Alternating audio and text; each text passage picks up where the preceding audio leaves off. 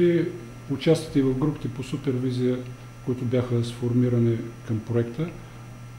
Какво е мнението ви за тях?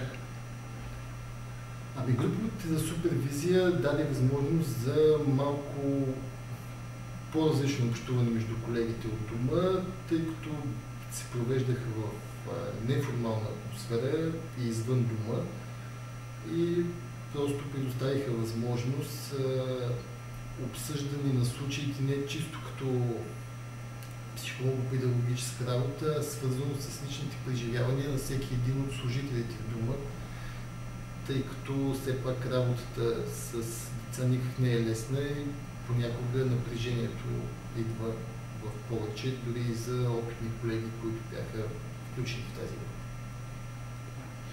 група. Имате ли идея след приключването на проекта какъв би бил адекватният начин тази работа да продължи?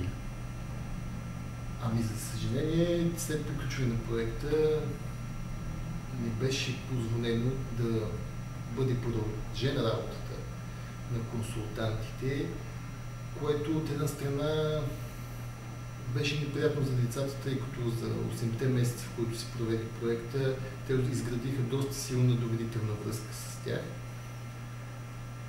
И самата липса на подкрепа за осъществяване на психологическото консултиране не се отразява добре на самите деца.